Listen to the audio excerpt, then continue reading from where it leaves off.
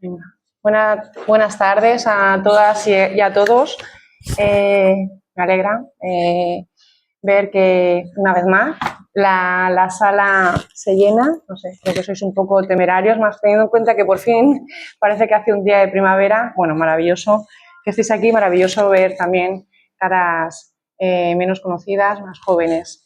Quiero recordar, y para que no se os pase, que esta vez la sesión no se solapa, ¿no? Pero mañana tenemos otra vez sesión, que es la última sesión del curso, con María Gelpi, ¿vale? Como sabéis, este ciclo de un mar de filosofía, que ya es la tercera edición, nace de, no sé, de una idea muy sencilla. La idea era, pues, sacar la filosofía de los libros, del aula, hacerla circular, volverla a traer al ágora, a la plaza pública.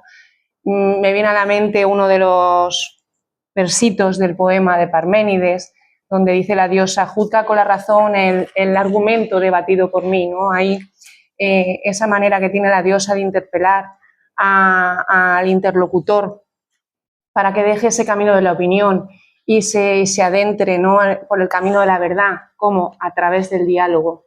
Ahí, en el ágora, se lanza la palabra, ahí reina la igualdad entre los hablantes, que espero que después, ahora dejaremos que sea Eduardo, la diosa, que nos dé ese argumento para que después lo podamos comentar. Bueno, ¿qué puedo decir yo de Eduardo? Estamos aquí en la quinta sesión ya de este mar de filosofía y...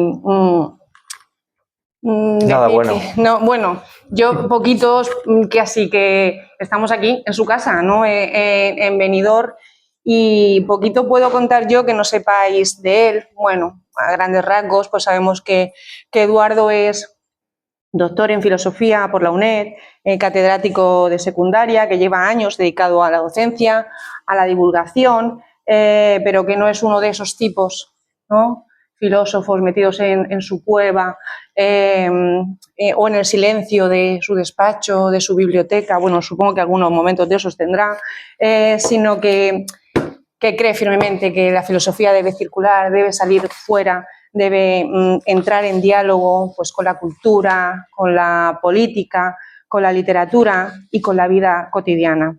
Dentro de la Sociedad de Filosofía sabemos que Eduardo juega un papel súper activo. De hecho, ha hecho que aquí, que la Sociedad de Filosofía se haga una pequeña, ya tenemos una casa con vistas al mar, ¿no? Aquí la Sociedad de Filosofía participa de manera activa, no solo como ponente, sino también, pues, ¿no?, en idear, en la trastienda de la Sociedad de Filosofía para que, pues, estas cosas como un mar de filosofía, como lo que se hace en la biblioteca, como lo que hacemos en Alicante, como muchas cosas más que nos gustaría hacer y que a veces, pues, tampoco llegamos, porque, pues, eso, hay que vivir también más allá, ¿no? No solo se vive de filosofía, ¿no?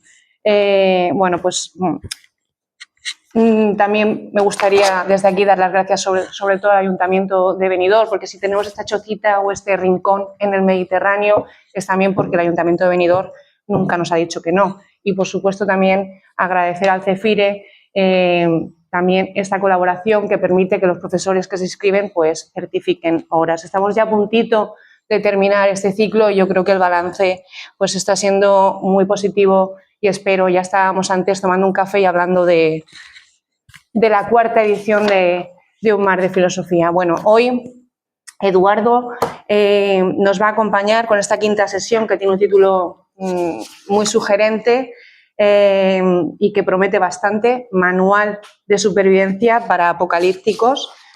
Un título que tampoco es de extrañar, porque si lo pensamos bien, solamente tenemos que echar una ojeada a la prensa, a la televisión, bucear un ratillo por las redes sociales para darnos cuenta, ¿no?, de que la sensación que tenemos constantemente es de que todo se está acabando, ¿no? Una escalada bélica, una crisis climática, una crisis política, una crisis económica, una crisis de sentido. ¿Algo más? Pues seguro. Seguro que me deja un montón de cosas en el tintero. Es decir, que vivimos rodeados de, no sé, de muchos finales, ¿no? Sí, está trillado la idea esta de que es más fácil imaginar el final del mundo, ¿no?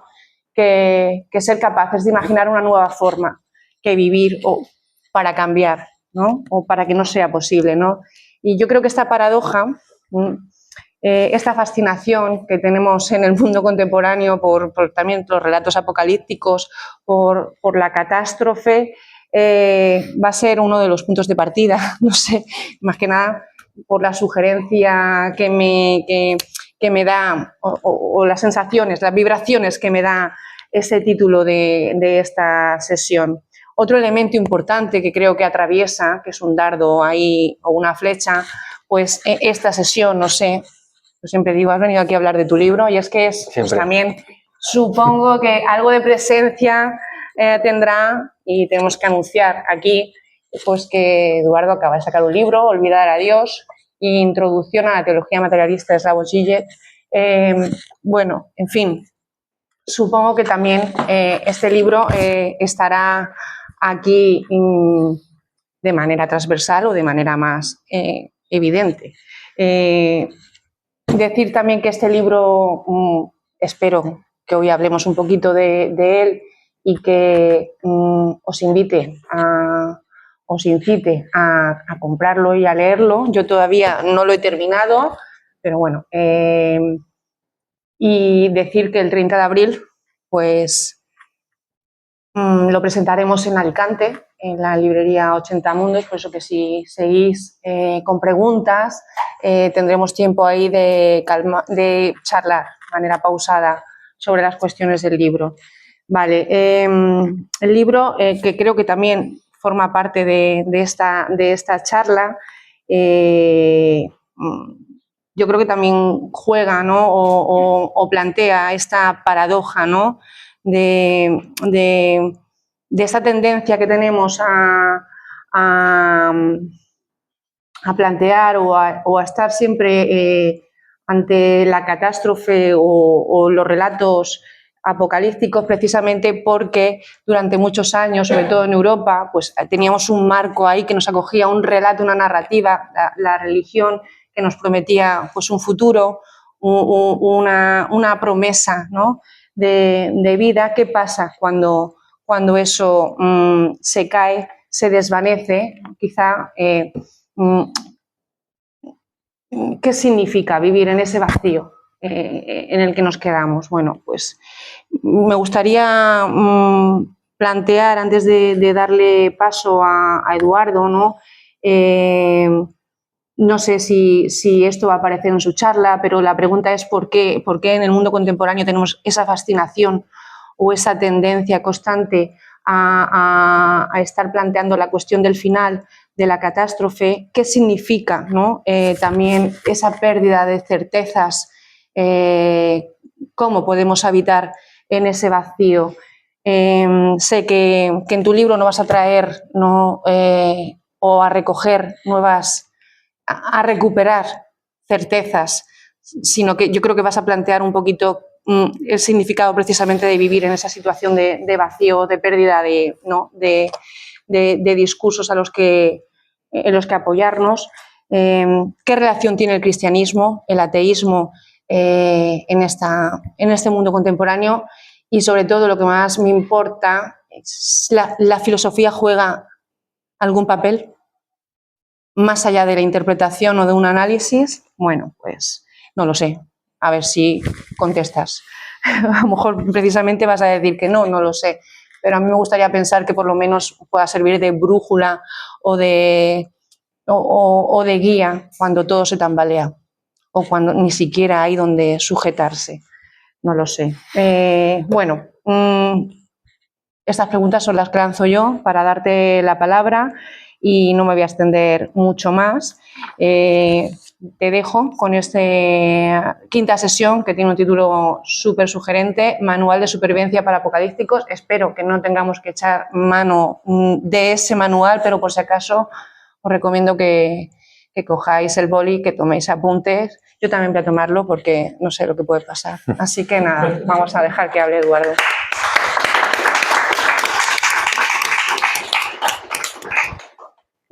Bueno, muchas gracias, ¿no?, por la presentación, por todas estas preguntas. Alguna igual sí que la voy trayendo a la charla. Muchas gracias a todos por venir. Muchas gracias especialmente a algunos de mis alumnos que no tienen suficiente con aguantarme, algunos de ellos 7 horas a la semana y quieren venir aquí alguna hora más. No entiendo muy bien esto, ¿por qué?, ¿no? Porque son 7 horas de tortura y quieren aquí un poco más, ¿no? Igual esta es la virtud de la filosofía, ¿no?, que es como una tortura gustosa, ¿no? Casi que voy a empezar por esa última pregunta que has hecho, ¿no? De la filosofía puede orientarnos en esta época de catástrofe, y ya te contesto, no. No hay. De hecho, un poco lo que voy a decir es que la forma, voy a defender una forma de ser apocalíptico, ¿no? Porque todos somos de alguna forma apocalípticos, ¿no? Y la forma de ser apocalíptico que voy a defender es la de que no hay orientación posible. No hay orientación posible ni por parte de la filosofía ni por parte de nada. Pero que no haya orientación es casi lo mejor que nos puede pasar en este sentido, ¿no? Yo había pensado un poco también plantear esta charla como la ha planteado Asten, ¿no? Desde la idea de que es verdad, estamos en tiempos apocalípticos, ¿no? Y tenemos esta sensación de final de algo, no sabemos muy bien de qué. Esta mañana, leyendo noticias en el móvil, que ya leemos todas las noticias en el móvil, he leído que uno de los contribuyentes de la campaña de Trump y uno de los que más está apoyando a Trump en los Estados Unidos, que fue el fundador de PayPal, ¿no?, y que además que al parecer forma parte de un grupo de inversores que están detrás de muchas de las plataformas digitales más importantes de los Estados Unidos y que todos utilizamos, ¿no?, que ayer al parecer anunció que a lo largo de esta semana nos comunicará a todos quién es el anticristo, ¿no? Entonces yo, un tal Peter Thiel, ¿no?, fundador de PayPal, y yo había pensado, bueno, como esto se va a subir a internet, había pensado anunciar yo quién es el anticristo y le estropeo la exclusiva, ¿no? Porque total, puestos a anunciar anticristos, todos tenemos seguramente alguno, ¿no? Bueno, la idea es esta, ¿no? Es verdad, estamos con la sensación de un tiempo final, ¿no? Y hay muchos elementos aquí que nos llevan a esta situación, ¿no? Ya no solo pues, la crisis climática, ¿no?, que digamos cada año nos trae una nueva interpretación de nuestra situación ambiental, ¿no? Los conflictos geopolíticos. Actualmente estamos tan metidos en un conflicto geopolítico y estamos como a la espera de que pase algo, ¿no?, que es normal que tengamos esta sensación de final, ¿no?, de que algo está a punto de ocurrir. Pero no solamente esto, ¿no?, sino que se lleva produciendo ya desde hace mucho tiempo, ¿no?, pues el hecho de que las estructuras sociales, políticas, en las que hemos estado viviendo las últimas muchas décadas, ¿no?, parece que están agotadas, ¿no?, y tenemos la sensación de que ya no dan más de sí. Estoy hablando evidentemente de la democracia liberal, de la socialdemocracia, de estos modos de vida. Ahí está, por supuesto, el capitalismo, ¿no?, que tendremos que nombrarlo, que parece que se está agotando y ya no sabemos muy bien hacia dónde nos estamos moviendo, ¿no? Así que es bastante normal también que entendamos o que tengamos la sensación de estar en un final de ciclo, o por lo menos en la sensación de que algo está pasando que va a cambiar nuestro modo de vida en los próximos años de manera muy radical. Incluso hay quien lo está anunciando ya, ¿no? Pues, por ejemplo, el tema de los combustibles fósiles, ¿no?, el agotamiento de los combustibles fósiles, ya están llevando a decir a gente muy importante en estas cuestiones que estamos frente a un cambio casi de forma de vida que incluso nos podría llevar a una nueva Edad Media y cosas por el estilo, ¿no? Y lo difícil es no ser en esta situación así apocalípticos, ¿no? Y además, no solamente esto, sino que si ponemos la televisión y nos conectamos a Netflix o a cualquier plataforma, estamos aburridos ya de ver películas y ver series que nos cuentan todo el rato cómo el mundo va a terminar en una catástrofe y dentro de nada vamos a estar viviendo en una nueva era diferente y, por supuesto, mucho más terrible de la que estamos, ¿no? Yo voy a hacer alguna referencia a lo largo de mi presentación de algunas de estas series, ¿no?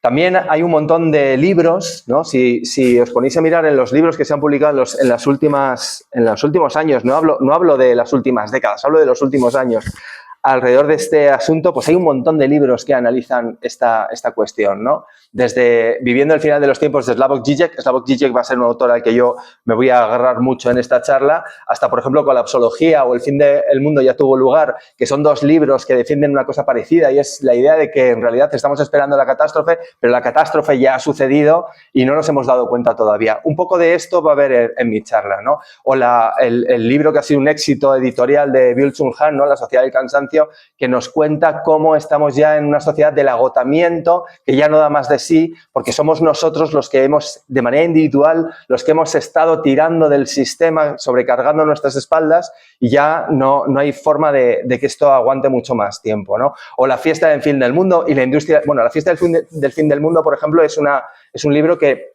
digamos, trata de abordar la mentalidad que se ha generado después de la pandemia y describe un poco el estado actual como una especie de nihilismo festivo, donde estamos todos disfrutando del fin de los tiempos, intentando disfrutar de esto que se nos viene sin pensar demasiado en el futuro, ¿no? Y luego estos dos últimos libros, que también voy a hacer alguna referencia, ¿no? La industria del fin del mundo y La supervivencia de los más ricos, son dos libros que estudian de qué forma, sobre todo el último, La supervivencia de los más ricos, se ha generado toda una industria económica de producción de productos de supervivencia que la están gastando fundamentalmente la gente que tiene dinero y puede pagarse el hacerse un búnker en su casa o el pagarse kits de supervivencia a la espera de que pase cualquier cosa. Todos tuvimos el año pasado, yo fui uno de estos y lo reconozco, yo soy un apocalíptico terrible.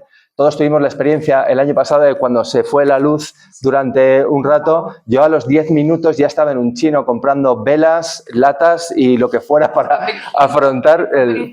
Sí, y lo que fuera porque a la mínima, y yo lo reconozco, estoy apostado en la situación esta de que ya está, aquí ha llegado el cataclismo, ¿no? Y esta no es la mejor forma de ser apocalíptico, es lo que yo quiero un poco contar también.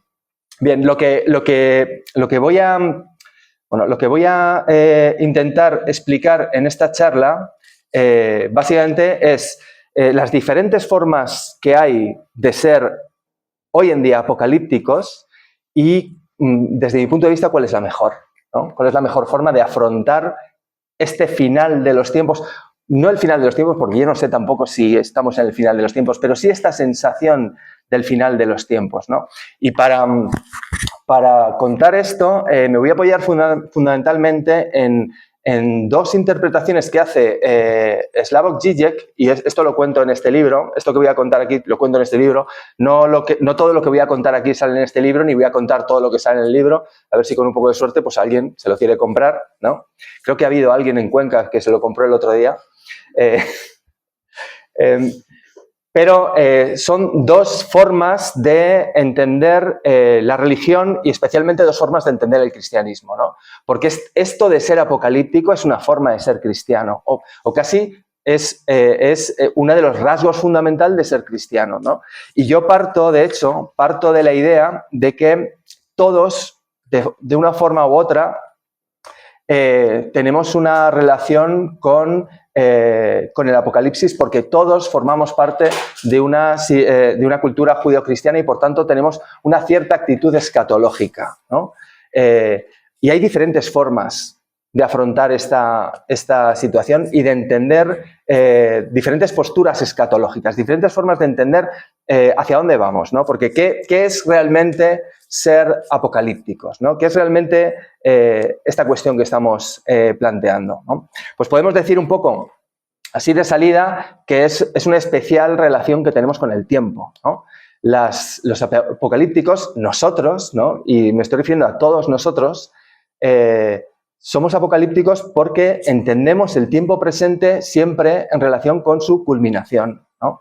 No entendemos el tiempo presente si no estamos concibiendo en qué va a desembocar, ¿no? No estoy hablando solamente a nivel social, por ejemplo, o a nivel político, ¿no? Sino también incluso a nivel personal, ¿no? Entendemos nuestra vida desde el final de nuestra vida, ¿no? Y pensamos siempre en a qué nos lleva esta vida que estamos llevando. Esto es ser un poco apocalíptico, ¿no? Y además, si añadimos otro elemento que está en los movimientos apocalípticos cristianos, lo habitual, esta no es la única forma, ¿no? Pero lo habitual es pensar que nuestro presente está dominado por fuerzas demoníacas, que es lo que llamemos o entendamos lo que queráis por esto de fuerzas demoníacas, ¿no? Que de alguna forma son responsables de nuestro malestar presente, pero esto, si yo soy capaz de afrontarlo de alguna forma, se va a deshacer en, pues, o en una culminación buena o en una catástrofe, ¿no? Porque fundamentalmente el apocalipticismo es una tradición cultural religiosa, ¿no? Y es una tradición cultural religiosa fundamentalmente judeocristiana, ¿no? Si nos vamos a la tradición, pues nos tenemos que ir posiblemente al libro de Daniel, ¿no? del segundo siglo antes de Cristo, donde ya se están planteando casi todos los elementos de lo que podría ser un relato apocalíptico. Y luego está, por supuesto, hay muchos libros, ¿no? Podemos ir al libro de Enoc, al libro de Daniel, ¿no? al pergamino de la guerra del primer siglo antes de Cristo y, evidentemente, al Apocalipsis de San Juan. Pero un poco todos tienen la misma estructura, ¿no? Y es justamente esta idea de que hay un eón presente dominado por fuerzas malévolas y demoníacas que explican un poco nuestro malestar, y todo esto se tiene que resolver en dirección a una culminación final, que pueden pasar dos cosas. Puede pasar que esto nos lleve a la catástrofe, pero puede pasar también que nos lleve a un nuevo tiempo de plenitud, que es fundamentalmente lo que buscaban todos estos libros apocalípticos, ¿no? La literatura apocalíptica cristiana es fundamentalmente una literatura de consolación, ¿no? Es una literatura que nos permite afrontar el tiempo presente, ¿no? Y justamente el ser apocalíptico también es una posición personal de consolación que nos permite afrontar nuestro tiempo presente, ¿no? Porque si os fijáis, todos los relatos del Apocalipsis tienen esta estructura en la que los malos son castigados, ¿no? Pagan por sus pecados, y entonces hay una especie de revancha porque se instaura finalmente un reino de plenitud en el que las cosas ya van bien y no tengo que estar expuesto a tanto sufrimiento y a tanto malestar, ¿no? Si pensamos pues, en el momento en el que los judíos escribieron el libro de Daniel, o en el momento en el que los primeros cristianos, ¿no? Escribieron el Apocalipsis, ¿no? de San Juan, pues vemos que en realidad reproducen esta situación, una situación en la que se encontraban absolutamente oprimidos y con una vida terrible, porque digamos que su cultura y su modo de vida estaba siendo todo el rato reprimido, y tenían una vida pues poco deseable, ¿no? Y es bastante normal que deseen que ocurra algo que acabe con esta situación, ¿no? Y eso es básicamente un relato apocalíptico, ¿no? La espera de un momento cataclísmico, apocalíptico, pero también salvador, que nos lleve a acabar con este eón terrible, presente, abominable, dominado por fuerzas terribles que nos hacen sufrir, y que instaure en nuestra vida una vida mejor, vamos a decir así, ¿no? Esto es una estructura de pensamiento, no es simplemente una forma de relatar la vida de los primeros cristianos o de los judíos del primer siglo, ¿no? Es una estructura de pensamiento que recorre prácticamente todo el pensamiento occidental, ¿no? Si leemos, por ejemplo, estos tres libros, a mí me parecen los tres estupendos, especialmente el primero y el último. Si leemos a Patxi Lanceros y a Tom Holland, que más o menos mantienen una tesis muy parecida en sus dos libros, aunque es bastante mejor desde mi punto de vista el libro de Patxi Lanceros, ellos defienden fundamentalmente que esta estructura de pensamiento apocalíptico es una tecnología que luego se va a reproducir en los movimientos políticos del presente, ¿no? Que en realidad, cuando estamos pensando en de qué forma se produce la Revolución Francesa, de qué forma se produce la Revolución Rusa y el tipo de construcción ideológica que hacen al respecto, pues lo que hacen es justamente la estructura que aplican ahí es una estructura semejante a las estructuras apocalípticas de los primeros cristianos, ¿no? y los bolcheviques de 1917 o los jacobinos franceses, en realidad también estaban interpretando el mundo en este sentido, ¿no? El presente está dominado por un gigantesco demonio que hay que derribar, tiene que ocurrir algo para que esto se hunda y emerja finalmente una sociedad o una realidad en la que podamos vivir de una manera mucho más humana, ¿no? Este es un poco el ideal de las grandes revoluciones, ¿no? El último libro, el de Alison McQueen, que es un libro estupendo, hace un estudio prácticamente desde Hobbes hasta el presente y además se refiere, por ejemplo, cuenta muy bien de qué forma utiliza la nueva derecha americana y especialmente Trump este relato apocalíptico, ¿no? De cómo se va repitiendo las mismas estructuras de pensamiento ya presentes en Hobbes, porque Hobbes también lo que está proponiendo justamente es una estructura apocalíptica de pensamiento, pero lo encontramos evidentemente en los jacobinos, lo encontramos en los comunistas de 1917, pero lo encontramos hoy en día también en la derecha americana y en otros movimientos muy diferentes. Es fácil ver, ¿no? Es fácil ver cómo los relatos habituales, por ejemplo, de la política de izquierdas, pues se construye un gigantesco demonio que sería el capitalismo, ¿no? Y que nos amenaza con sus fuerzas malévolas y nos impide desarrollar una vida aceptable, y estamos a la espera de que ocurra algo, la revolución, o que aparezca un cataclismo o lo que sea, que acabe con este demonio terrible e instaure una sociedad de plenitud, ¿no? Es fácil ver cómo el relato sigue siendo lo mismo, ¿no? Pero no solamente ahí, ¿eh? Yo me gustaría que vierais que esto no está atravesando solamente las construcciones ideológicas de la izquierda, sino que están atravesando también las construcciones ideológicas de la derecha. Vale. Este es el planteamiento un poco de lo que voy a decir, ¿no? Hay tres grandes formas, desde mi punto de vista, de ser apocalípticos, ¿no? Y para mí hay una especialmente interesante, ¿no? Son estas tres formas que voy a relatar, ¿no? Una sería lo que podemos llamar una escatología apocalíptica clásica, ¿no? Y es la idea de que el final es inevitable, ¿no? Una segunda escatología que estaría basada en el miedo y en la estructura teológica del Catejón, ahora explicaré lo que significa esto, y que viene a decir que el final es evitable, ¿no? Pero hay que hacer algo, hay que hacer algún tipo de purificación, poner algún tipo de freno, como decía Benjamin, tirar del freno de mano y evitar que el capitalismo desemboque en una situación invivible y la sociedad se convierta en un infierno. Y por último, que es la escatología que yo quiero defender y que está basada fundamentalmente en una de las interpretaciones que hace Zizek del cristianismo, lo que vamos a llamar una escatología atea, ¿no? Que parece un contrasentido, pero voy a intentar fundamentarlo, ¿no? Y que defiende que no es que tengamos que esperar un desenlace final del tiempo en el que lleguemos a la catástrofe o que se produzca una renovación de la sociedad a través de una sociedad armónica y humana, sino que la catástrofe es algo que ya ha ocurrido. O sea, que no tenemos que esperar esta situación porque esta situación ya ha ocurrido. Bien. Empezando un poco por la primera, ¿no? La escatología apocalíptica, que podemos decir clásica, ¿no? Aquí habría dos grandes versiones, ¿no? Lo que podríamos llamar el apocalipsis mesiánico, que es casi la forma estándar en la que se ha dado la escatología apocalíptica, y un apocalipsis distópico, que es más propio de la época contemporánea y tiene un sentido que sea propio de la época contemporánea, ¿no?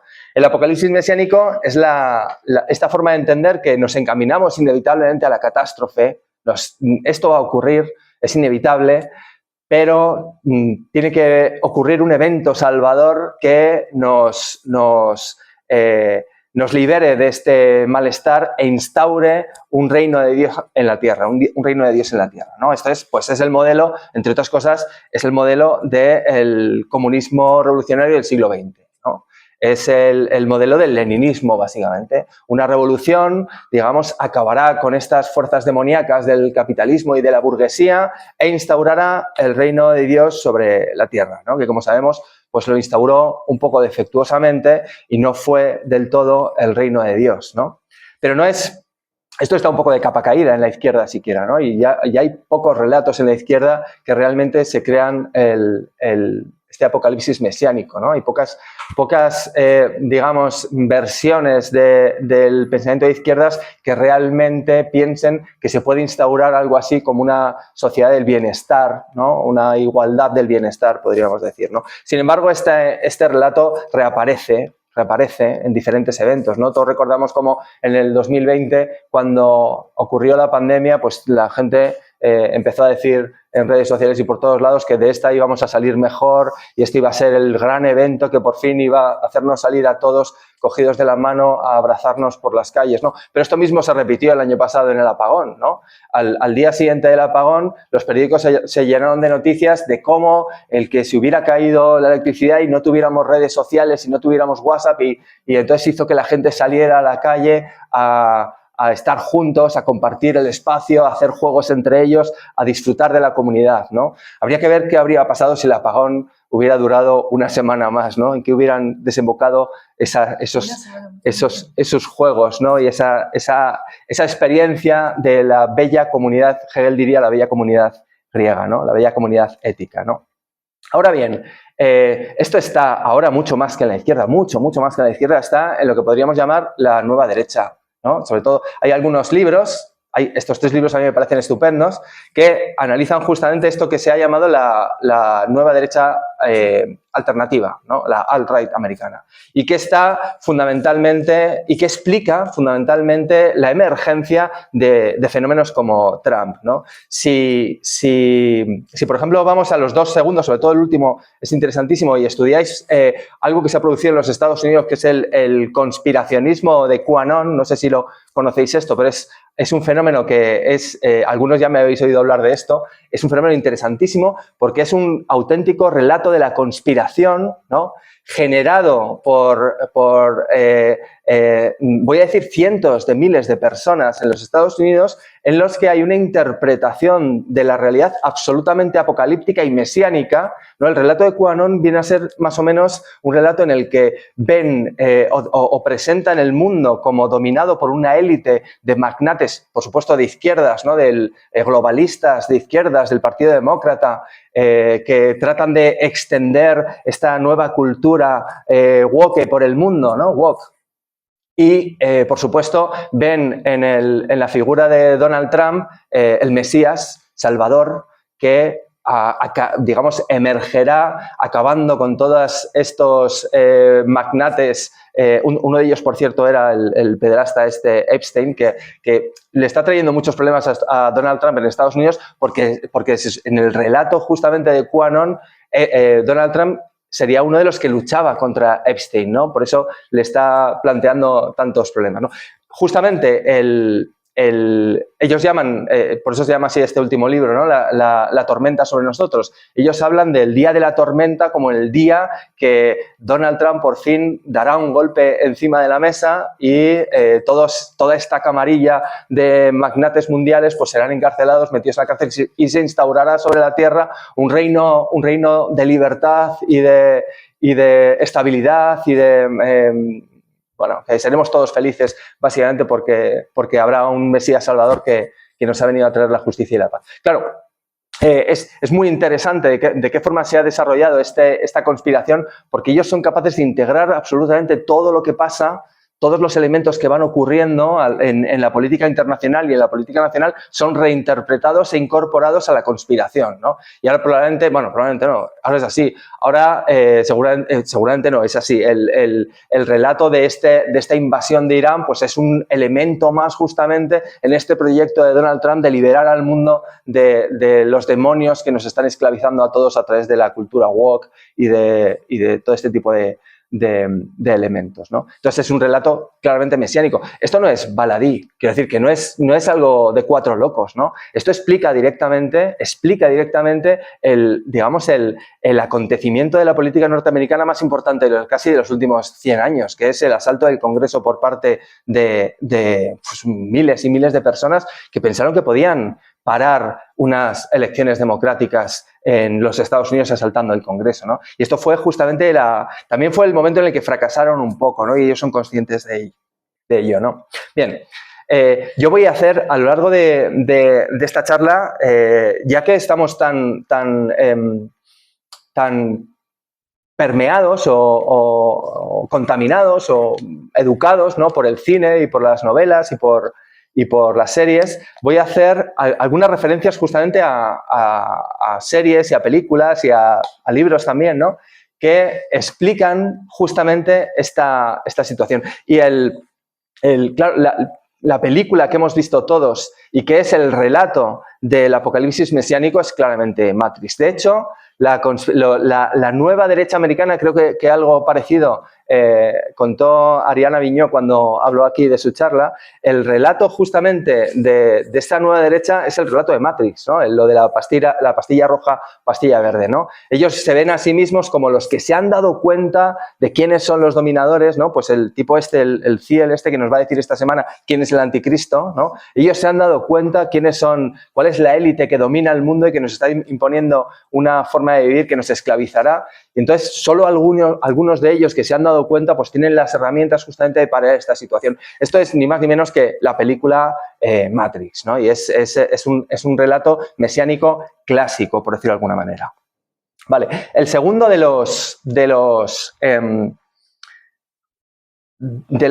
las posiciones escatológicas, digamos, la segunda parte de esta primera exposición escatológica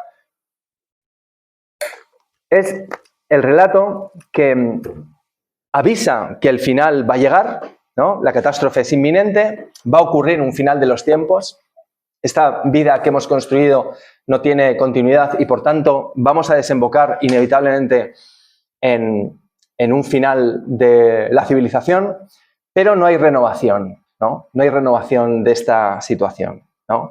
La catástrofe va a llegar y se va a instalar como catástrofe, ¿no? Por eso traigo aquí, yo creo que es la serie que mejor define esta situación, la serie y los cómics que mejor definen esta situación, que es Walking Dead, ¿no?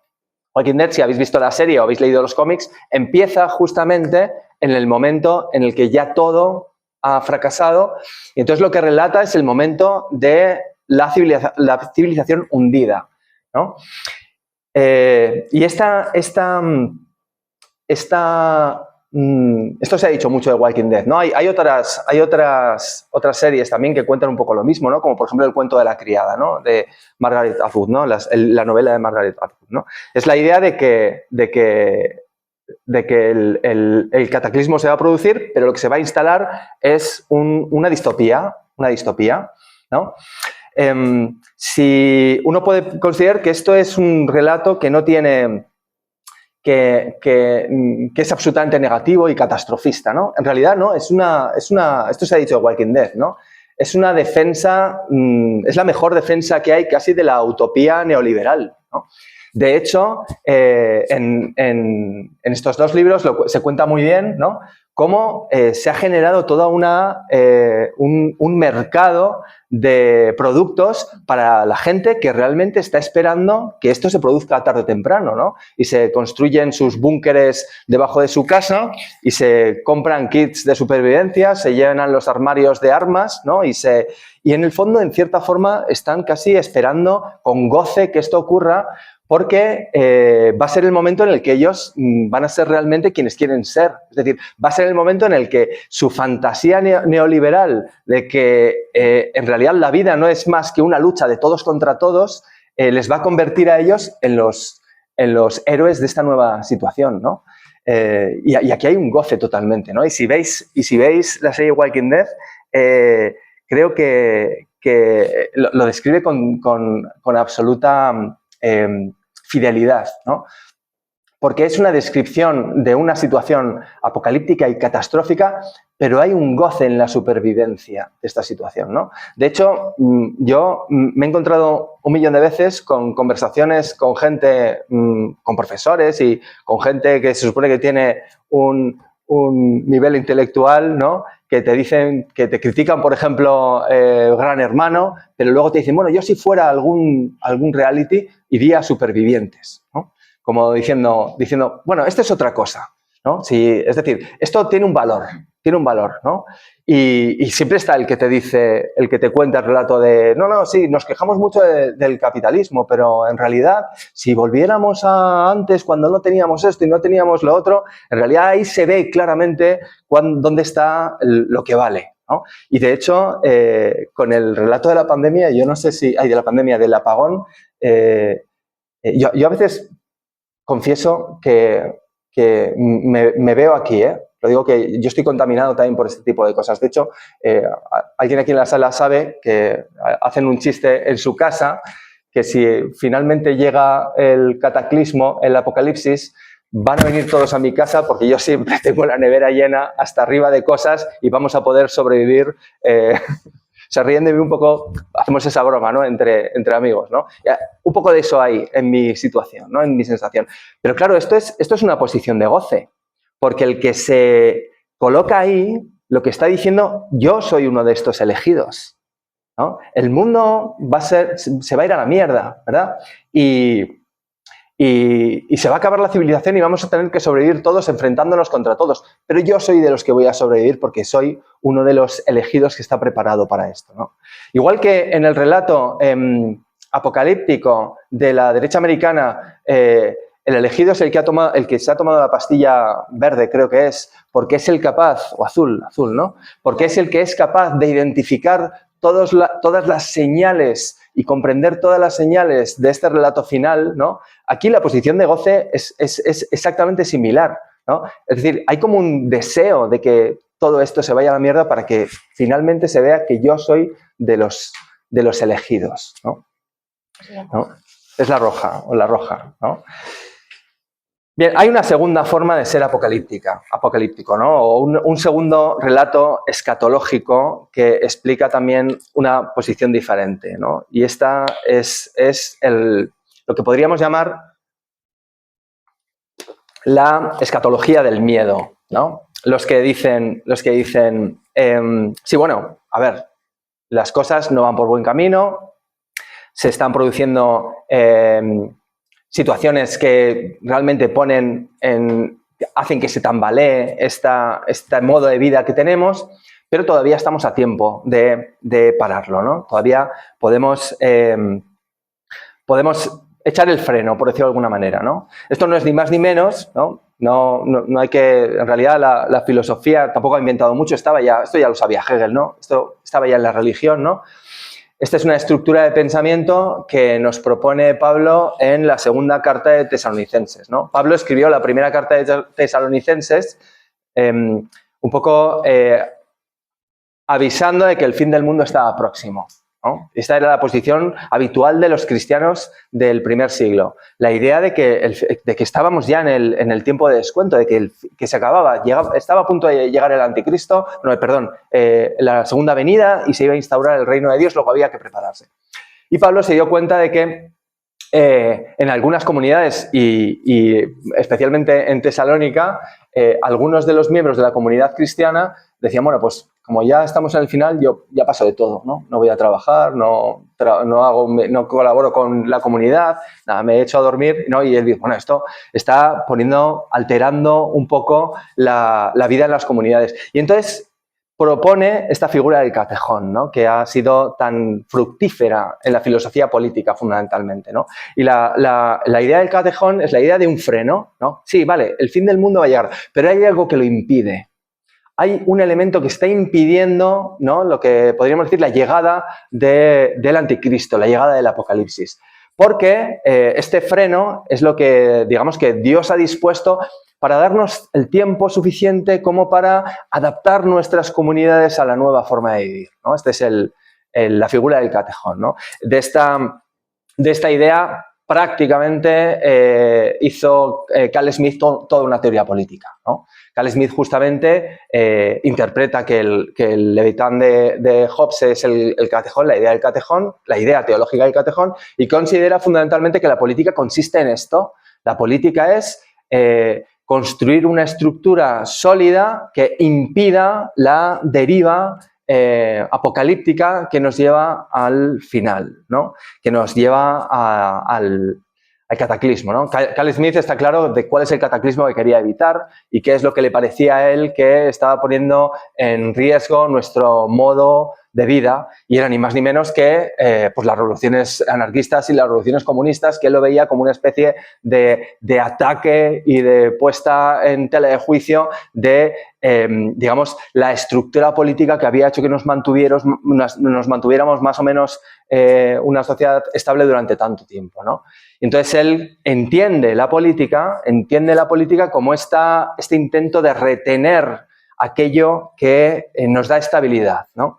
Por eso podríamos decir que la escatología entendida desde este punto de vista es la escatología conservadora, ¿verdad? Los conservadores son justamente los que están teniendo una posición claramente religiosa también, porque ellos tampoco saben. Un conservador no sabe a qué nos lleva el tiempo, ¿no? A qué nos lleva el desarrollo de las sociedades y digamos, el tiempo presente en el que estamos viviendo. Pero desde el miedo a que esto nos conduzca a una situación de desequilibrio y perdamos las pocas cosas buenas que entendemos que tenemos, pues entiende que la política tiene que consistir en retener lo bueno que tenemos y echar el freno, ¿no? Por eso es una figura escatológica propia de la política conservadora. Lo que pasa que aquí, y esto lo ve muy bien Zizek, ¿no? Aquí, de lo que igual no son tan conscientes, ¿no? Es que, en el fondo, lo que tienen que hacer para colocarse en esta situación es, digamos, convertir la política en una política, al final, en una política de la purga, ¿no?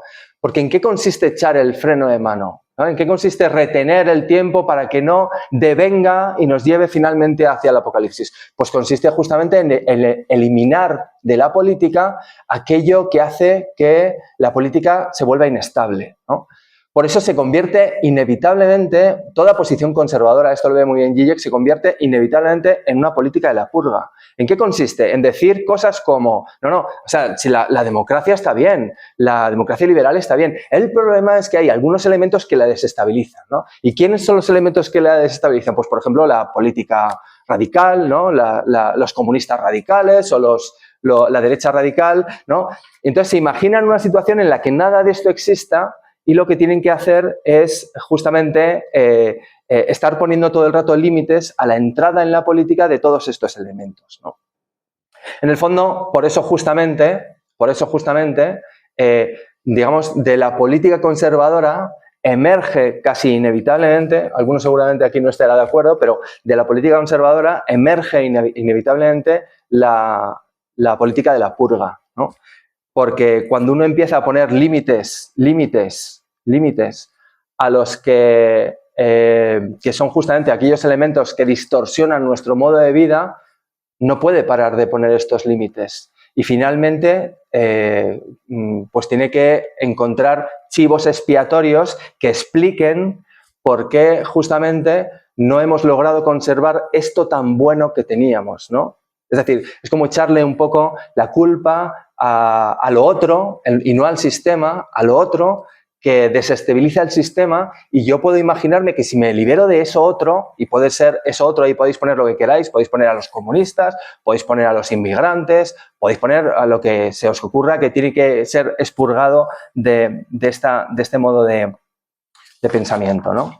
Aquí, a mí hay una película que me parece un relato ideológico fantástico por su potencia ideológica, que es, no sé si la habéis visto, No mires arriba, está en Netflix.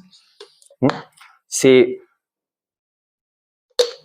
veis No miras arriba, es un relato muy interesante porque cuenta cómo dos científicos, ¿no? Descubren un meteorito que se acerca hacia la Tierra y entonces avisan a la comunidad internacional de que en 6 meses, esto es todo spoiler, por si alguno la quiere ver, se la estoy reventando. Pero bueno, cómo el meteorito va a acabar con la vida de la Tierra en 6 meses, ¿no? Y entonces inician un proceso de comunicárselo al presidente de los Estados Unidos, que es una presidenta así con un aire trampista un poco extraño, que es el Meryl Streep, ¿no? Van a la prensa, a los programas de televisión, intentan, digamos, difundir el relato de que de que hay que hacer algo, ¿no? Hay que hacer algo para evitar que se produzca el colapso, ¿no? Y cuando ves la película, todo el rato no sales de tu asombro porque nadie les hace caso, ¿no? Ni los medios de comunicación, ni los políticos, ni los poderes económicos, nadie les hace caso, ¿no? Y entonces, claro, terminas diciendo, madre mía, estamos locos, ¿no? Pero lo ideológico del relato está precisamente en la descripción que se hace de los otros elementos, ¿no? De la política, de los periodistas y de los poderes económicos, porque los ponen como estúpidos. Y desde luego que no son estúpidos, ¿no? Y entonces si lo piensas un poco y tratas de no caer justamente de no dejarte atrapar por el mensaje de la película, en el fondo lo que te está vendiendo la película es que hay una posición buena aquí, ¿no? Que es la posición del sentido común, ¿no? Hay personas que tienen sentido común, ¿no? Y que son los que ven que las cosas no se están desarrollando bien, ¿no? Y hay que ponerles un freno. Estos son los conservadores. Y en la película se ve claramente cómo son los conservadores, porque al final de la película, tanto lo que querían Mindy y Dibiasky, que son los dos científicos, tanto lo que quería Mindy como lo que quería Dibiasky, no es otra cosa que poder mantener a salvo a su familia, poder tener una relación sentimental, en el caso de Dibiasky, con otra persona. En el fondo hay una defensa de los valores tradicionales, ¿no? Pero justamente ¿no? Y el final de la película es eso, un ensalzamiento absoluto de los valores tradicionales, ¿no? Son justamente estos que defienden los valores tradicionales los que en la película son presentados como los únicos que tienen sentido común. Ni los políticos, ni los otros científicos, ni los medios de comunicación, ni los poderes económicos, todos estos están enloquecidos, ¿no? Y en el fondo esta es la posición del conservador, ¿no? El conservador se ve a sí mismo realmente como un tipo sensato frente a los radicales exagerados, ¿no? Como decía también Ariane el otro día en su charla, la manosfera que dice, bueno, vamos a ser feministas, pero no demasiado, no nos vamos a pasar mucho. El feminismo está bien si no es demasiado radical, ¿no? Y también la izquierda está bien si no es demasiado radical, y la derecha está bien si no es demasiado radical, ¿no? Entonces yo, que soy conservador, entonces soy la representación absoluta del sentido común, ¿no? Y esto es una posición claramente mesiánica y claramente teológica, ¿no? Porque no es argumentable a nivel racional, en realidad. Y por último, ¿no? Está la tercera de estas escatologías, ¿no? Que es la que a mí me parece más interesante. Es la que me parece más interesante, pero no es en la que estoy yo, ¿eh? Ya os lo puedo decir, que esto uno puede perfectamente defender, o sea, pensar dónde está lo bueno, pero luego a sí mismo no se reconoce ahí. A mí ya me gustaría, pero no es el caso, ¿no? Que es la escatología atea, ¿no? Y es la posición de que la catástrofe ya ha ocurrido. Y si la catástrofe ya ha ocurrido, no tenemos que preocuparnos por el final de los tiempos, porque el final de los tiempos ya ha pasado, ¿no? Esto lo cuentan muy bien estos dos libros, ¿no? El fin del mundo ya tuvo lugar y Colapsología de Pablo Servín, ¿no? Los dos defienden un poco que no nos tiremos no nos hagamos demasiadas cuentas, que ya no hay marcha atrás, ¿no? Digamos, estamos ya en una situación del desarrollo social en el que no tiene viabilidad nuestro modo de vida.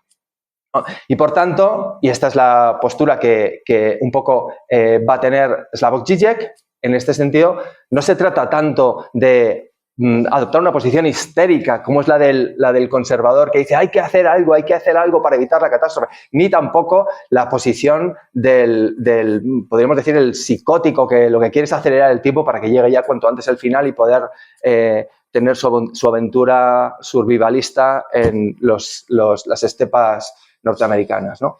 La idea es que lo que tenemos que hacer es tratar de inventar formas de vivir en esta situación de catástrofe en la que ya estamos, ¿no? No la vamos a impedir, entonces lo que tenemos que inventar es formas de afrontar la catástrofe.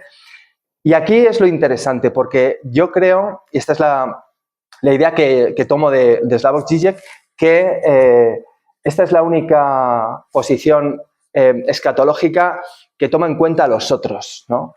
Tanto la posición conservadora como la escatología clásica son posiciones de goce individual, ¿no? tanto el distópico que cree que sabe que el mundo se está yendo a la mierda, pero sabe identificar cuáles son los elementos, en realidad es una posición individualista y goza de su posición individualista, ¿no? Y el conservador goza de su posición de conservador porque sabe que él es un adalid del sentido común frente a los radicales que están desquiciados, ¿no? Solamente una posición atea como la que nos propone Slavoj Žižek toma en cuenta al otro. Y esto es un poco lo que quiero argumentar, ¿no? Se ve muy bien en esta película, ¿no? Melancolía de Lars von Trier, que muchos ya me habéis oído comentarla 1000 veces, ¿no? Porque esta es la misma historia que No mires arriba, la misma, un planeta, en este caso es un planeta, no un asteroide, se dirige a la Tierra, es el planeta Melancolía, y va a acabar con la vida en la Tierra porque va a estallar va a arrasar la vida en la Tierra, ¿no? Y aquí hay un personaje que es Justine, que es una melancólica, que es la única que mantiene la calma en esta situación donde todos los demás están histéricos, todos los demás pierden los papeles. Está representado muy bien el papel del científico, que es su cuñado, que está todo el rato convencido que la ciencia nos va a salvar hasta que se da cuenta de que no, y entonces no puede afrontar esta situación y se suicida. Ella es la única que conserva la calma, porque es la única que sabe que no hay nada que hacer. Y es la única que al final da una respuesta, pero esta respuesta que da es una respuesta colectiva. Es una respuesta que tiene en cuenta a todas las personas de ahí, no es individualista, ¿no? Es una película que yo recomiendo mucho. Bien, bueno, a lo que voy. Todas estas posiciones son posiciones religiosas, ¿no? No tiene mucho sentido discutirlas argumentativamente. ¿Cuál es la mejor? ¿No? Porque son posiciones religiosas. Y si son posiciones religiosas, en realidad aquí digamos, lo que opera es lo que pensabas Pablo de Tarso, ¿no? En realidad, y esto lo dice Žižek muchas veces, ¿no? En realidad, no puedes hacer un cálculo de situaciones y decidir cuál es tu posición apocalíptica, cuál es la mejor, ¿no? Es más bien al revés. Es cuando crees en algo, cuando esa posición se te hace inteligible, ¿no? Es lo que decía Pablo y que mis alumnos tienen que saber porque es creer para entender, ¿no? Yo primero tengo que creer para poder entender esta situación, ¿no? ¿Qué dice Žižek? Nos dice que para entender estas dos situaciones, estas dos posiciones, esta escatología individualista frente a esta escatología, pues no me da tiempo. Le queremos oír el final. Pues a ver cómo... Esto va de final. Bueno, hay dos grandes formas de entender el cristianismo desde el punto de vista de Žižek, ¿no? Una forma de interpretar el cristianismo fundamenta estas dos posiciones apocalípticas individualistas, ¿no? Y Žižek se refiere a esto directamente como cristianismo perverso. Él parte de un texto de la carta a los romanos de San Pablo, no voy a leer y así no pierdo tiempo, ¿no? Donde Pablo viene a decir que Dios, al instaurar la ley, también instaura el pecado, ¿no? O dicho de otra forma, hay una interpretación del cristianismo que ve a Dios como un perverso que establece la norma para que secretamente los hombres pequen y entonces sean castigados por su pecado, ¿no? Uno puede ir pues, al relato del Génesis, ¿no? Y decir por qué Dios le pone a Adán y Eva en el paraíso y les dice, podéis hacer lo que queráis, pero de aquí no comáis, ¿no? Un poco es Dios, ¿sabes? Que no es cualquiera, es Dios, ¿no? Uno puede coger y decir, no, él ya sabía que iban a comer. ¿Por qué? Porque quería que comieran para castigarles por sus pecados. Y luego poder salvarles también. ¿Cómo les salva? Pues con la llegada de Cristo, ¿no? De hecho, hay toda una teología que interpreta que Cristo es el segundo Adán, ¿no? Porque Cristo restaura la relación con Dios, que es que perdemos los cristianos cuando somos expulsados del paraíso, ¿no? Pero esto todo es la visión de un Dios perverso. Un Dios perverso que lo que hace básicamente es generar una situación en la que primero te castigo, primero te digo lo que no tienes que hacer para que lo hagas, te castigo y luego te salvo, ¿no? ¿Qué es lo que viene a decir básicamente esta lectura? Pues esta lectura se fundamenta en la idea de que la forma auténtica de ser un cristiano es ser un pecador, ¿no? El que realmente ejerce y cumple la voluntad de Dios es el que peca, ¿no? Porque si en Adán y Eva no hubieran pecado, pues todo el plan de Dios se habría estropeado y no les habría podido salvar y seguiríamos todavía en el paraíso disfrutando de una perfecta situación, ¿no? El ejemplo que pone, por ejemplo, Zizek de esta situación es la pederastia católica, ¿no? La pederastia católica, Zizek es un poco injusto cuando habla solo de la pederastia católica, hay que decirlo, porque la pederastia está en el catolicismo, pero también está en el protestantismo y no con muchas diferencias. Pero bueno, Zizek, digamos que habla fundamentalmente de la pederastia católica, ¿no? La pederastia católica todos sabemos que es un fenómeno que se ha desarrollado en los colegios católicos a lo largo de todo el mundo, en el que los curas y los sacerdotes abusaban de niños y no eran castigados por esta situación, ¿no? No eran castigados, eran trasladados a otro colegio o a otra situación, pero realmente no eran castigados. Y Zizek dice, y la Iglesia era coherente cuando hacía esto, porque si la Iglesia hubiera levantado la liebre y hubiera dejado que estos sacerdotes hubieran sido juzgados por la justicia ordinaria, el mensaje que hubiera trasladado la Iglesia a sus fieles y fundamentalmente a sus miembros es: hay una justicia por encima de nosotros, ¿vale? Hay una justicia por encima de nosotros, ¿no? Pero cuando hacía esto, cuando simplemente movía a los sacerdotes de unas parroquias a otras y no les castigaba por esta situación, ¿no? Y esto no ha terminado de arreglarse, esto hay que decirlo, lo que en el fondo estaba diciendo, el mensaje que estaba trasladando es no hay nada por encima de la Iglesia, ¿no? El poder es el poder de la Iglesia y los miembros de la Iglesia pueden transgredir cualquier norma de decencia mínima siempre y cuando se mantengan fieles a las normas de la Iglesia. O dicho de otra forma, ¿no? Quien realmente muestra el poder de la Iglesia es el pederasta, ¿no? Quien realmente pone de manifiesto el poder de la Iglesia es el pederasta. Hay una película, podéis ver solamente los 5 primeros minutos en YouTube si queréis, porque el resto de la película no vale nada y tampoco los 5 primeros minutos, pero bueno, es una película bastante interesante que Zizek la nombra algunas veces, que se llama Expelled, ¿no? Que es expulsado, ¿no? Y comienza con un director que coge a un chaval y se lo lleva al despacho y le dice: mira, hasta aquí has llegado, ya has hecho, te hemos dado muchos avisos, se acabó, ya te expulsamos definitivamente, ya no hay nada que hacer, te expulsamos. Entonces el chaval se queda completamente absorto y dice: pero no me puedes expulsar. ¿Por qué no? Porque si me expulsas a mí, ¿cómo van a saber el resto de los alumnos que hay normas, ¿no? De hecho, los alumnos saben que hay normas porque yo las infrinjo, ¿no? Y porque cuando las infrinjo me castigas, ¿no? Y me mandas una semana a casa o me pones lo que sea. Pero si no me castigas a mí, entonces no van a saber que hay normas, ¿no? Entonces, lo que está diciendo, Zizek dice, el director no se da cuenta en ese momento, pero su máximo colaborador es el chaval que se salta las normas, porque es el que hace funcionar las normas del instituto. Pues este es el pederasta de la Iglesia Católica, ¿entendéis? Es el que se salta todas las normas de decencia, el que muestra con su conducta que no hay nada por encima del poder de la Iglesia, que es en el fondo lo que está buscando en este cristianismo. ¿Y por qué? Y ya avanzo un poco más.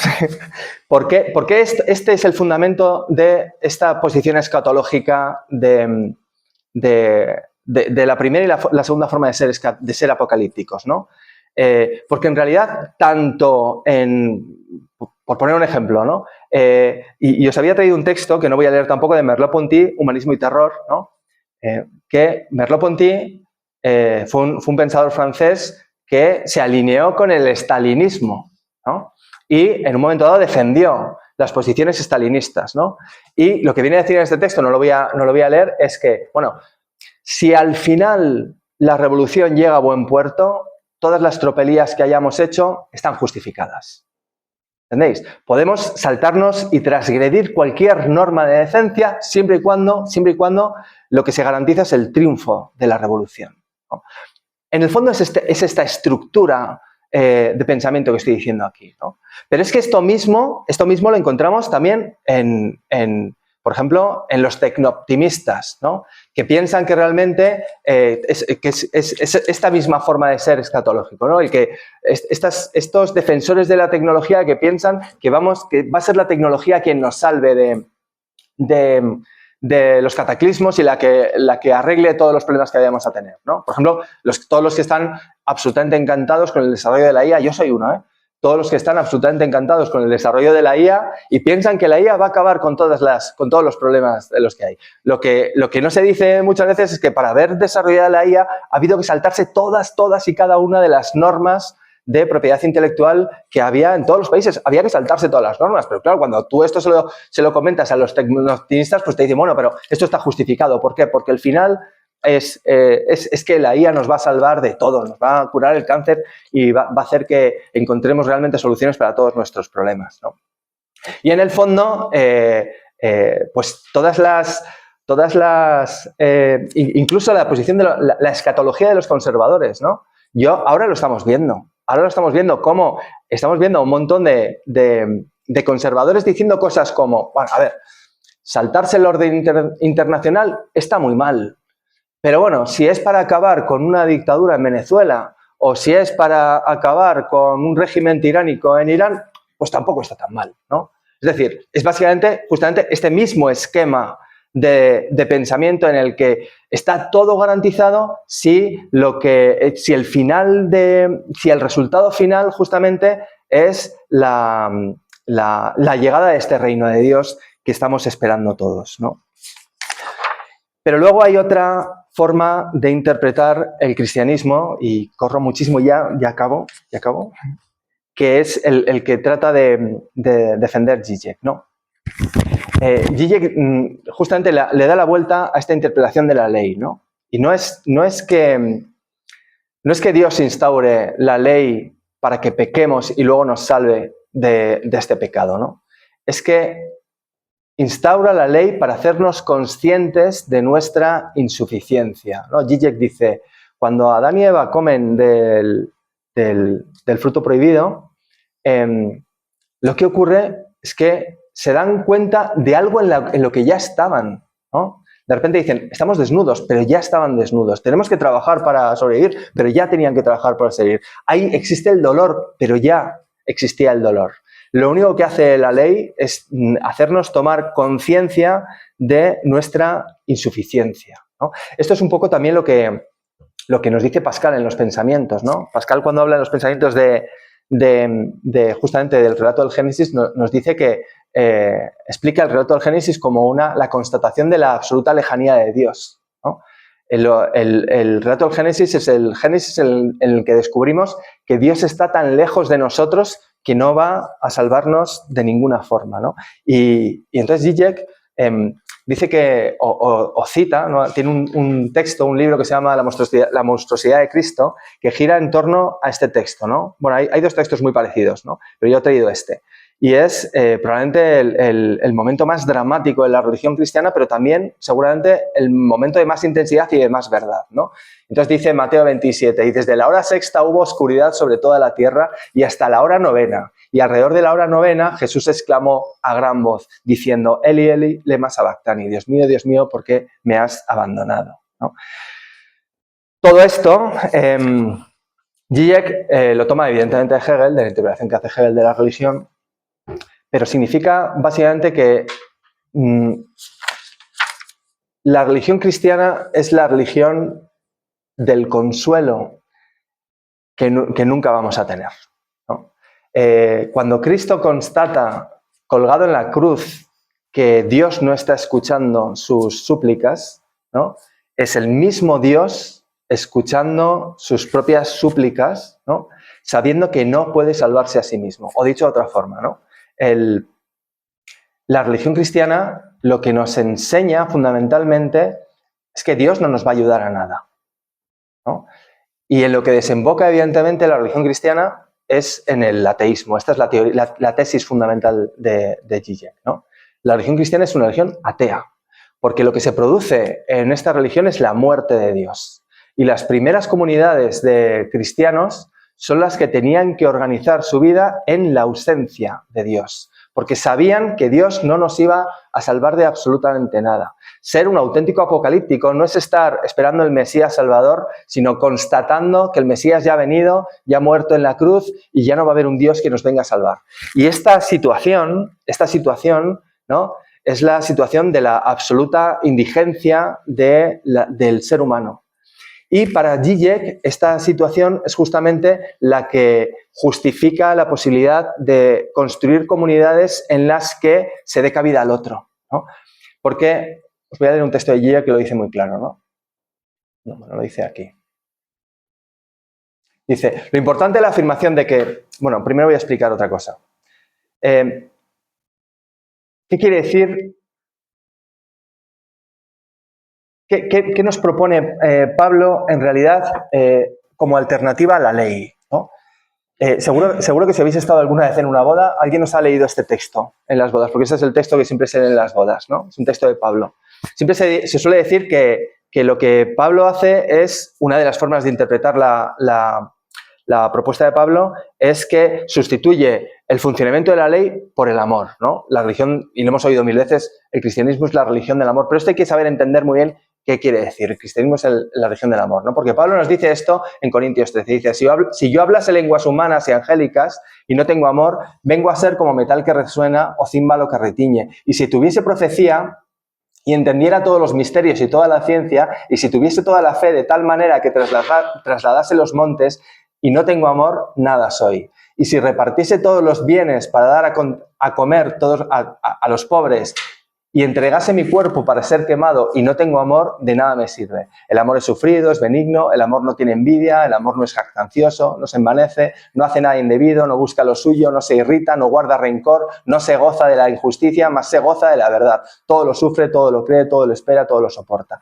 Y Zizek nos dice, ¿no? ¿Qué significa esto? Porque aquí Pablo lo que está diciendo, si tuviera todo, sin amor, entonces no tendría nada, ¿no? Es como decir, en la situación de absoluta plenitud, sin amor, no estoy pleno. ¿En qué consiste esta plenitud? Que consiste en no ser pleno de ninguna forma, ¿no? Pues Zizek nos dice, claro, cuando uno constata la propia insuficiencia, dice, lo importante en la afirmación de que aunque poseyera a todo el conocimiento sin amor no sería nada, no es solo que con amor soy algo. Cuando estoy enamorado tampoco soy nada, pero por así decirlo, una nada humildemente consciente de sí misma, una nada que paradójicamente se enriquece en virtud de la conciencia misma de su carencia. Solo un ser carente, vulnerable, es capaz de amar. El misterio último del amor es, pues, que esa insuficiencia es de algún modo superior a la plenitud. Tal vez el verdadero logro del cristianismo haya sido elevar a un ser amado, imperfecto, al lugar de Dios, o sea, al lugar de la imperfección misma. Allí está el núcleo de la experiencia cristiana, ¿no? ¿Cuál es el núcleo de la experiencia cristiana? Es la experiencia justamente de la muerte de Dios, ¿no? O dicho de otra forma, es la experiencia de la insuficiencia del hombre. Es la experiencia de que de la forma que sea, no vamos a tener ninguna guía para nuestras preguntas. Nadie va a responder a nuestras preguntas ni nadie va a solucionar nuestros problemas, ¿no? Y cuando uno está en esta situación, que probablemente es la situación en la que es la única situación en la que pueden estar personas que han aceptado la situación de la catástrofe, ¿no?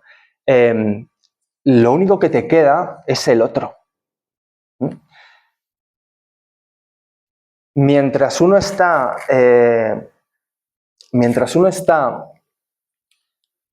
digamos que esperando un Mesías, ¿no? Una situación de salvación, alguien que venga a solucionar los problemas que tiene, o cuando uno está firmemente agarrado a una solución prehecha, ¿no? Cuando uno cree que realmente esto lo solucionará un sistema político, por ejemplo, ¿no? Uno es defensor de la democracia y piensa que la democracia, bien entendida, lo va a salvar todo, ¿no? En realidad lo que está manteniendo son posiciones religiosas en las que está esperando siempre la salvación por parte de un Dios, ¿no? hay que aceptar la situación en la que nos hemos quedado completamente a la intemperie y no va a haber nadie que venga a salvarnos porque Dios ha muerto, en cierta forma, para realmente dar cabida al otro. Y entender que la única solución posible a nuestros problemas tiene que ver fundamentalmente con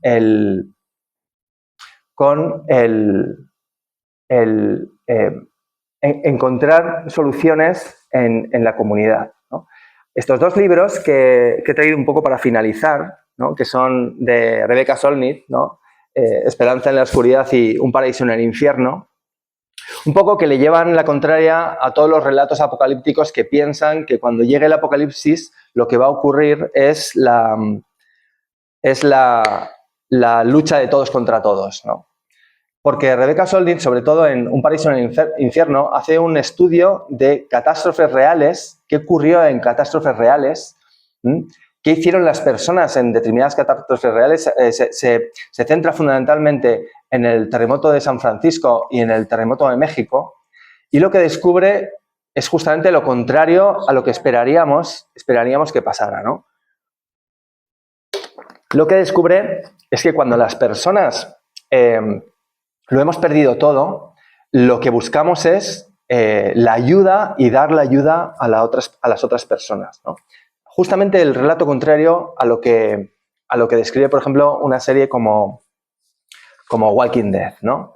Y de hecho pone un montón de ejemplos, ¿no? en este libro, ¿no? De cómo se autoorganizaron comedores en los parques de San Francisco para dar de comer a cientos de personas con lo poco que tenían, personas que no tenían por qué hacerlo, que no se entregaron justamente a la competencia, que ocurrió justamente lo contrario.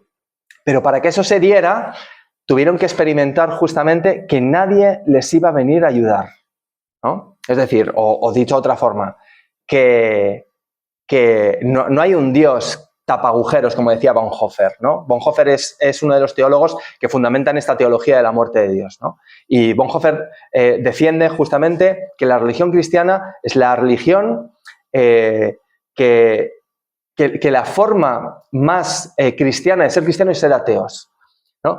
Porque el ateo es el que no va buscando la ayuda de Dios, ¿no? Sino que parte de la base de que Dios no va a venir a ayudarnos. Mientras que el cristiano que entiende a Dios como un Dios tapagujeros, ¿no? el que le reza porque nos va a ayudar de alguna forma, o encuentra que tiene que haber alguna salvación para lo que nos está pasando, es el que no busca justamente la solución en el otro, ¿no? Y un poco, tenía un montón de cosas más que decir, pero no las voy a decir, ¿no? Solo voy a hacer una última reflexión, ¿no? Y es ¿por qué se llama este libro Olvidar a Dios, ¿no? No es lo mismo el ateísmo que el ateísmo cristiano, ¿no? O que el cristianismo ateo, ¿no? No es lo mismo el nihilismo que el cristianismo ateo, ¿no? El cristianismo ateo que defiende Zizek es una posición religiosa, es una religión, ¿no? Mientras que el ateísmo es una no religión, ¿no? O el nihilismo es una no religión. Cuando decimos que es una religión, lo que estamos diciendo es que hay un ámbito de lo sagrado, hay un ámbito de lo divino. Cuando uno es religioso, entiende que hay un aspecto, hay algún ámbito de la realidad que conserva la característica de lo divino, ¿no? Lo que ocurre que los ateos cristianos o los cristianos ateos lo que conservan como el ámbito de lo divino es el sepulcro de Dios. Vamos a decirlo así, ¿no? O son los guardianes del sepulcro de Dios. ¿Esto qué significa? Significa que lo que hay que conservar fundamentalmente es el Dios como ausente, no el no Dios, ¿no? ¿Por qué? Porque los que realmente matan a Dios, por decirlo de alguna manera, enseguida lo sustituyen por otro. Enseguida lo sustituyen por otro. Este es el proceso del duelo que describe Freud, ¿no? Yo tengo un objeto de deseo, lo pierdo y pongo otro objeto de deseo en su lugar y entonces sigo adelante. Y entonces es muy fácil dejar de creer en el Dios de los cristianos para creer en la revolución, para creer en la democracia, para creer en lo que sea, ¿no? Pero el ateísmo cristiano que defiende Zizek es el que mantiene abierta la posición de que Dios existe en su lejanía, ¿no? En su ausencia, o lo que existe es la ausencia de Dios, ¿no? Un poco, y es la razón por la que este libro se llama Olvidar a Dios, ¿no? Un poco es como olvidamos a las personas que alguna vez hemos amado. A las personas que alguna vez hemos amado no las olvidamos poniendo a otra persona en su lugar, ¿no? Eso no es un olvido, es una sustitución significante, ¿verdad? Es un investimiento de un nuevo objeto de deseo, ¿no? Estoy amando a la misma persona en otra persona. A las personas que hemos amado solo las olvidamos manteniendo ese agujero que dejan, ¿no? Permanentemente en nosotros, ¿no? Es decir, experimentando cada día esa ausencia, ¿no? Porque solamente esta disposición en la que tú experimentas cada día la ausencia de eso que le da sentido a tu vida, te permite la búsqueda del sentido con los otros, te permite establecer comunidad, ¿no? Es un poco la idea que creo que defiende este libro y que yo he leído fundamentalmente en la filosofía de Zizek, ¿no? Y ya no os digo nada más. Muchas gracias. Me pasa un montón. Me pasa un montón.